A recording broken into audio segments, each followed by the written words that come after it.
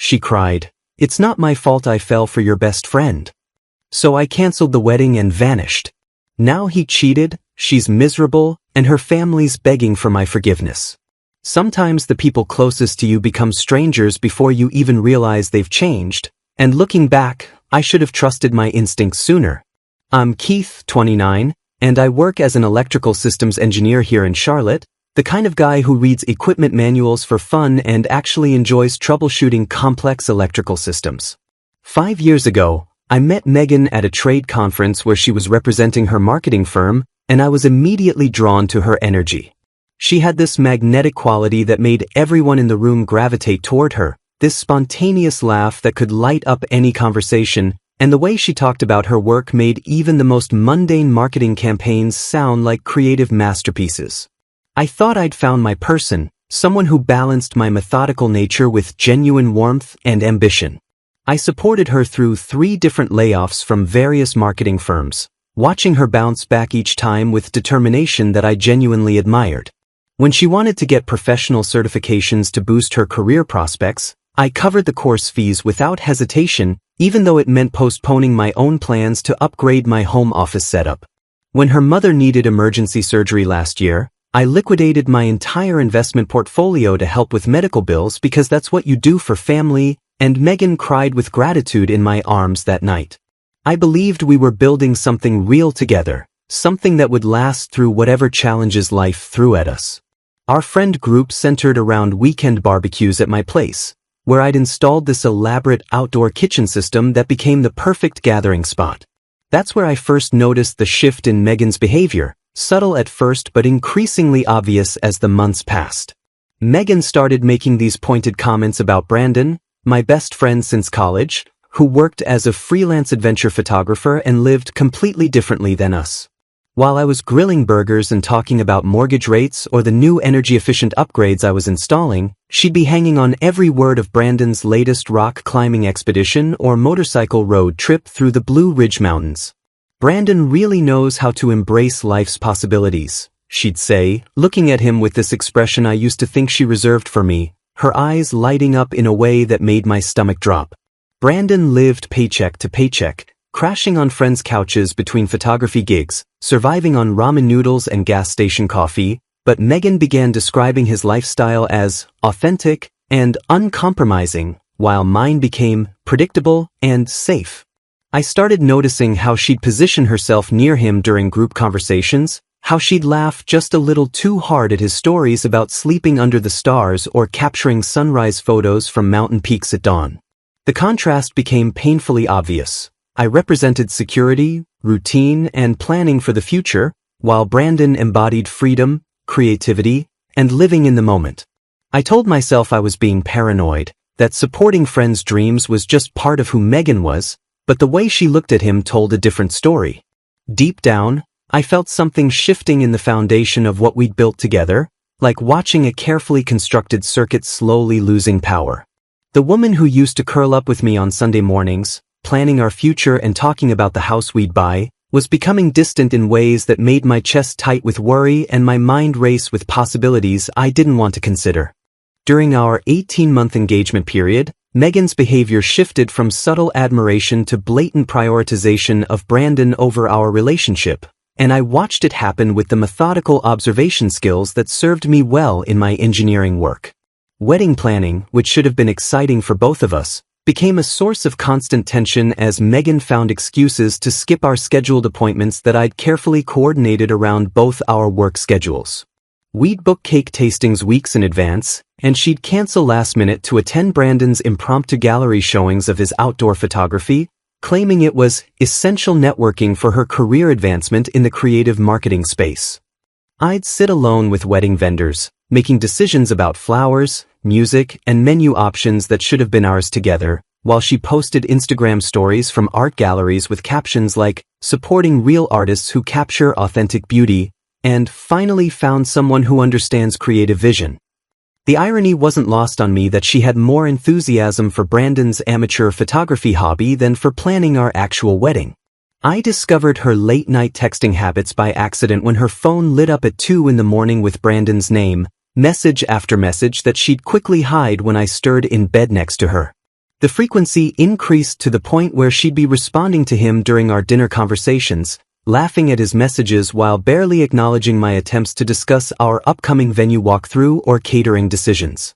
The cryptic Instagram stories became more frequent and pointed, featuring sunset photos from locations I'd never visited with her, always tagged with philosophical captions like, "Some souls understand the art of living fully," or "Adventure calls to those brave enough to answer," or "Real connection transcends conventional boundaries." When I asked about these mysterious photo locations during breakfast one morning, she'd deflect with vague answers about exploring creative inspiration or expanding her artistic perspective for work projects, but could never explain how mountain photography related to marketing corporate services. My promotion to senior systems engineer required temporary weekend work on a major infrastructure project, something I explained thoroughly to Megan as a short-term sacrifice for our long-term financial stability and ability to afford the wedding she wanted. Instead of supporting this career advancement that would benefit our future together, she used my absence as an opportunity to join Brandon on photography expeditions to Blue Ridge Mountain locations that she'd never shown interest in during our 5 years together. I'd come home exhausted from 12-hour days installing complex electrical systems in industrial facilities, only to find her packed and ready for another adventure weekend. With Brandon, her excitement palpable in ways it never was for our quiet evenings together. The photos she posted from these trips made my stomach churn with their intimate implications, silhouettes of two figures watching sunsets, hands almost touching as they pointed at mountain vistas, compositions that looked deliberately romantic despite her claims of innocent friendship and professional networking. Comments from her friends started appearing that made the situation even more obvious. Things like, "You two look so natural together," and "Brandon brings out such a different side of you," which she'd heart and respond to enthusiastically. The most painful discovery was her engagement ring, which she'd started leaving behind during these outdoor adventures, claiming it got in the way of rock climbing and nature photography equipment. I found it sitting on our bathroom counter one Sunday morning, while she was already gone on another expedition I'd learned about through social media rather than direct communication from my own fiancé. When I confronted her about the ring, she became defensive and accused me of being possessive and controlling, saying that real relationships were built on trust, not jewelry requirements or material symbols of ownership. "Brandon thinks engagement rings are just materialistic symbols anyway," she said, not realizing how that statement revealed everything about their growing emotional intimacy and how much his opinions had started influencing her worldview. The emotional withdrawal became undeniable when she stopped participating in the physical affection that had always been natural between us, claiming she was stressed about work and wedding planning, yet she seemed energized and glowing every time she returned from time spent with Brandon, like someone who'd found exactly what they'd been missing. 8 weeks before our planned wedding at a historic plantation venue that I'd booked 18 months in advance, Megan orchestrated what she probably thought would be a gentle breakup dinner, complete with my favorite beef stroganoff that she'd spent the afternoon preparing while I finished troubleshooting a complex power grid issue at work. I should have known something was wrong when I came home to find candles lit and her wearing the blue dress I'd bought her for our anniversary, looking nervous in a way that had nothing to do with romance. We ate in relative silence, her pushing food around her plate while I tried to make conversation about the final wedding details that still needed confirmation.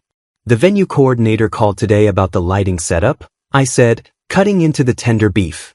"She wants to do a walkthrough next week to finalize the electrical requirements for the string lights you wanted." Megan set down her fork and looked at me with tears already forming in her eyes. "Keith, we need to talk about something important before we go any further with these plans." My stomach dropped, but I kept my voice steady. "What's on your mind?" She took a shaky breath and launched into what was clearly a rehearsed confession that hit me like a physical blow. "I've developed feelings for Brandon over the past year, deep feelings that I can't ignore anymore," she said, tears streaming down her face as she detailed how their relationship had evolved from emotional intimacy to something physical during their mountain photography trips. "It started as friendship, but somewhere along the way, it became something more meaningful than I ever expected." I set down my own fork, my appetite completely gone as she continued. "You represent security and stability, Keith, and I've always appreciated that about you. but Brandon offers passion and artistic inspiration that makes me feel authentically alive for the first time in years. The clinical way she described our relationship versus her feelings for Brandon made it clear this wasn't a recent development but something she'd been analyzing and justifying for months. She detailed their secret weekend getaways that she disguised as work conferences, how they'd share hotel rooms while I thought she was networking with potential clients, how Brandon had been encouraging her to leave me for months, calling our relationship comfortable but passionless, and insisting she deserved someone who matched her supposed creative spirit. "He understands parts of me that I didn't even know existed," she said, reaching across the table to touch my hand in a gesture that felt more like pity than affection. "Brandon sees my potential for adventure and growth, while you see someone who needs to be taken care of and provided for." The accusation stung because it revealed how she'd reframed my love and support as something patronizing rather than generous. "We've been planning this conversation for weeks," she continued, not realizing how that statement made everything worse. "Brandon thinks it's cruel to keep pretending when we both know I belong with someone who shares my passion for living fully and embracing uncertainty." I watched her face as she spoke, seeing a stranger who'd been hiding behind the mask of my fiancé for months, someone who'd been emotionally checked out of our relationship while still accepting my financial support and wedding planning efforts. When she finished her confession, she had the audacity to suggest that I could easily afford the cancellation fees, since I was always so practical with money, as if my financial stability was a character flaw rather than something that had benefited her consistently throughout our relationship. "I've already packed most of my things," she said, gesturing toward the bedroom where I later discovered she'd been systematically removing her belongings for days. "Brandon has space for me at his warehouse loft, and we think it's better if I move out immediately so we can all start healing and moving forward." The presumption that this betrayal was somehow mutual, that we were all victims of circumstances rather than her deliberate choices, showed a level of self-deception that left me speechless. "I know this hurts now," she concluded, "but someday you'll understand that this is better for everyone involved, especially you, because you deserve someone who can love you the way you need to be loved." I sat there for a long moment, processing everything she'd said while she waited for my reaction, probably expecting tears or anger or desperate pleas for her to reconsider. Instead, I felt this strange calm settle over me, the same methodical focus I used when analyzing complex electrical problems at work. "Okay," I said simply, standing up and clearing my plate. "If that's what you want, then that's what you should do." Her face shifted from nervous anticipation to confusion, like she'd prepared for every reaction except acceptance. I spent the next 3 days executing the most organized breakup in history, treating it like any other project that required systematic attention to detail. I called every wedding vendor personally, explaining that the event was canceled due to circumstances beyond our control, absorbing $12,000 in lost deposits without complaint or drama because arguing wouldn't change the contracts I'd signed. The florist was understanding, the caterer less so, but I handled each conversation professionally, even asking if they could recommend other couples who might need last-minute services. I arranged for our apartment lease to transfer solely to Megan's name, since she'd need somewhere to land when Brandon's warehouse loft inevitably proved inadequate for her lifestyle expectations. I packed only my essential belongings, leaving behind furniture we'd bought together and kitchen appliances I'd chosen carefully, taking just my clothes, electronics, and the engineering textbooks that had always been mine anyway. The methodical process felt therapeutic, like debugging a system by removing all the corrupted components. I executed a complete social media blackout by blocking both Megan and Brandon across all platforms, not out of anger but to avoid the inevitable public display of their new relationship that I had no interest in witnessing. When concerned mutual friends started calling for explanations about the wedding cancellation, I told them simply to ask Megan and Brandon directly about what happened, forcing them to own their narrative instead of letting me be the bitter ex who spread rumors. The mysterious nature of my response created exactly the kind of vacuum I intended, making their relationship the center of uncomfortable attention without me having to say a word. I moved into a modern downtown condo with floor-to-ceiling windows and an updated electrical system that I'd been admiring for months, finally able to afford the rent without supporting someone else's expensive tastes. Instead of wallowing in self-pity or anger, I immediately enrolled in advanced electrical engineering courses that would qualify me for project management positions, something I'd been postponing because Megan always had some crisis that required my financial attention. I joined a competitive cycling team that met for early morning rides through the city, discovering that I actually enjoyed pushing myself physically when I wasn't exhausted from emotional manipulation. The therapist I started seeing helped me recognize patterns in the relationship that I'd normalized, like how Megan had consistently prioritized her wants over our shared goals while making me feel guilty for having practical concerns about our future. You removed yourself from a situation where you weren't valued, Dr. Rodriguez told me during our third session. That's not abandonment, that's self-respect. My mysterious disappearance from their social circle created exactly the effect I'd hoped for, forcing Megan and Brandon to face questions about their relationship without me present to deflect attention or provide emotional drama. Mutual friends started noticing things they'd previously ignored, like how Megan had been emotionally checked out of our relationship for months while still enjoying the benefits of my support.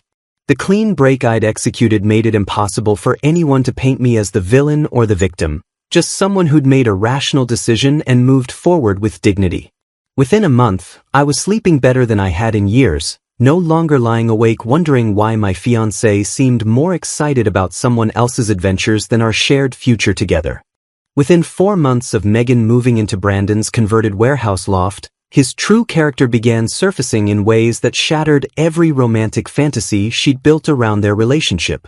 The reality of Brandon's freelance photography income proved woefully insufficient to support the lifestyle expectations that Megan had developed during our 5 years together, when I'd been covering her rent, car payments, and expensive taste in organic groceries without complaint. Instead of the artistic partnership she'd envisioned, Brandon immediately pressured her to quit job searching and help him book wedding photography gigs, making unrealistic income projections that never materialized because his portfolio consisted mainly of amateur mountain landscapes rather than professional event photography. "We could make 6 figures if you handle the marketing side," he told her, according to mutual friends who still occasionally updated me on their situation. The warehouse loft that had seemed bohemian and artistic during their secret romantic weekends revealed itself as a chronically cold, poorly maintained space in an unsafe neighborhood where Megan felt trapped without reliable transportation. Her BMW had been repossessed within 2 months when she couldn't make payments on her marketing salary alone, leaving her dependent on Brandon's unreliable motorcycle for transportation to job interviews and basic errands. The adventurous spirit that Megan had found so attractive began manifesting as pure irresponsibility that affected every aspect of their daily life. Brandon would disappear for days on photography assignments without clear communication about when he'd return, leaving Megan isolated in the warehouse with no car, limited groceries, and growing anxiety about their financial situation. She'd call friends frantically when he'd been gone for 3 days chasing the perfect sunrise shot in some remote location, admitting that the spontaneity she'd once found exciting now felt like abandonment and neglect. The romantic mountain getaways became working trips where she carried equipment while he focused entirely on getting shots for his Instagram, treating her more like an unpaid assistant than a beloved partner. "He doesn't plan anything," she complained to her sister, who later shared this with mutual friends. "We'll be in the middle of nowhere with no food, no cell service, and no backup plan because Brandon thinks planning ruins the authentic experience." The relationship turned genuinely toxic when Brandon began openly flirting with his photography models, young women who hired him for outdoor portrait sessions that often stretched into overnight camping trips that Megan wasn't invited to join. His justification was always artistic integrity and creative freedom, claiming that jealousy was a bourgeois emotion that prevented true artists from reaching their potential. He started having multiple affairs, including one particularly devastating betrayal with a bride whose wedding he'd been hired to photograph, bringing the woman back to their warehouse loft while Megan was visiting her mother for the weekend. When Megan confronted him about the affair after finding evidence on his camera equipment, Brandon became emotionally manipulative in ways that made my practical approach to problem-solving seem gentle by comparison. "You're becoming as clingy and boring as Keith," he told her during their fight, according to what she later shared during her desperate attempts to reconnect with me. I thought you understood that real love doesn't come with possessive demands and bourgeois expectations about monogamy. He threatened to kick her out of the warehouse if she couldn't handle his artistic freedom, knowing she had nowhere else to go and no reliable income to support herself independently. The psychological manipulation escalated when he started comparing her unfavorably to other women, telling her she'd gained weight and lost the spontaneous energy that had attracted him initially, suggesting that her complaints about his behavior proved she wasn't evolved enough for their unconventional relationship. Maybe you're just not cut out for this lifestyle, he'd say when she expressed basic needs for security or communication. Keith probably would take you back if you apologized properly and promised to be more grateful for what you had. The irony of Brandon using me as a threat to keep Megan compliant wasn't lost on anyone who knew the situation, but by then she was too emotionally broken and financially desperate to see the manipulation clearly. After Brandon abandoned her following a particularly volatile fight about his latest affair with a yoga instructor whose Instagram portfolio he'd been hired to shoot, Megan launched an increasingly frantic campaign to reconnect with me that revealed the depth of her desperation and complete lack of self-awareness about what she'd done. The first contact came through carefully crafted text messages that started arriving at my office number, which she'd somehow obtained from old paperwork, beginning with seemingly casual inquiries about my well-being that quickly escalated into detailed confessions about her mistakes. Keith, I know I don't deserve your attention, but I need you to know that Brandon was emotionally manipulative from the beginning, she wrote in one 3-paragraph message. He isolated me from my friends and made me question my own judgment about what love should look like, and I realize now how stable and caring you always were. The messages emphasized my positive qualities while portraying herself as a victim of Brandon's psychological manipulation rather than someone who had made deliberate choices to betray our relationship and abandon our shared future. When I didn't respond to her text messages after 2 weeks of increasingly desperate attempts, she escalated to leaving voicemails on my home phone that detailed her financial struggles, homelessness, and complete isolation from former friends who had judged her harshly for the affair. I'm staying in my car some nights because I can't afford rent anywhere, she said in one particularly pathetic recording. Brandon took all the money we made from the few photography gigs we booked together, and now I can't even afford groceries or gas to get to job interviews. The voicemails revealed that her entire support system had collapsed, partly because she'd burned bridges with friends who tried to warn her about Brandon's reputation, and partly because she'd become so financially dependent that she had no resources to rebuild independently. Her family joined the pressure campaign when her individual efforts failed to generate any response from me, with her mother and sister calling my workplace repeatedly and even showing up at my downtown condo building to plead Megan's case with increasingly aggressive tactics. Real men forgive the woman they love, her mother declared when she cornered me in the lobby one evening, clearly having waited for hours. Megan made a mistake, but she's learned from it, and you have a moral obligation to help someone you once cared about enough to propose to. Her sister was more direct, telling me that Megan was having panic attacks and couldn't sleep, suggesting that my refusal to respond was cruel and vindictive rather than a reasonable boundary after being betrayed and humiliated.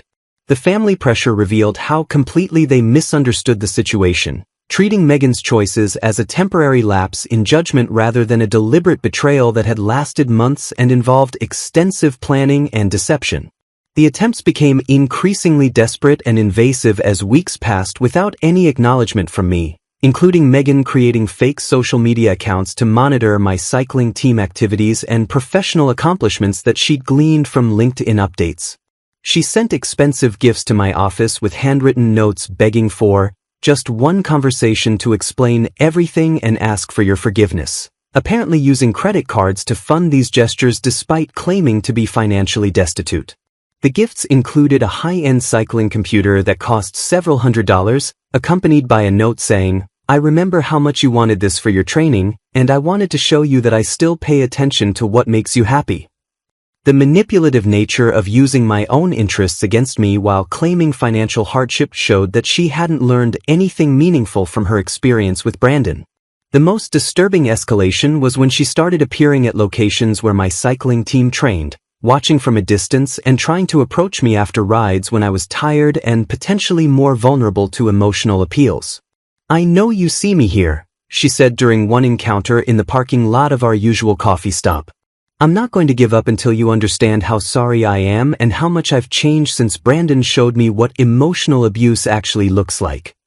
Her refusal to accept my silence as an answer, combined with her portrayal of herself as a fellow victim rather than someone who had made calculated choices, demonstrated that her desperation was entirely self-serving rather than genuinely remorseful. The climactic encounter occurred at our mutual friend David's wedding at a lakeside resort 18 months after Megan had walked out of my life, and I appeared as the confident, visibly thriving man I'd become through deliberate personal growth and therapy. I'd been invited as David's college roommate, while Megan attended as someone's last-minute guest, looking worn down and desperate in a way that made several people ask if she was feeling well. She spotted me during the cocktail reception and immediately cornered me near the bar, her approach so direct that other guests noticed and gave us space, probably expecting drama. "Keith, thank God you're here," she said, tears already forming as she launched into her final plea without any preamble or small talk. "I've been trying to reach you for months because I need you to understand what really happened with Brandon and how completely he manipulated me into thinking our relationship was holding me back." Her opening gambit combined fake tears with genuine desperation as she detailed her current nightmare situation, living with her mother again and working retail for minimum wage while struggling to rebuild her life from nothing. "Brandon destroyed everything good in my life, and I realize now that you were the only person who ever truly loved me for who I was," she continued, reaching for my arm in a gesture that felt calculated rather than spontaneous. "I was young and stupid and completely taken in by his lies about adventure and authenticity, but you were building something real with someone who didn't deserve your dedication." The manipulative nature of her approach became obvious when she tried to make me feel guilty for abandoning her during her darkest hour, suggesting that a truly good man would have fought harder to save her from Brandon's influence. "You just disappeared when I needed someone to show me what real love looked like," she said, her voice breaking in what seemed like practiced emotion. "If you had tried harder to win me back, maybe I would have realized my mistake before Brandon could hurt me so completely."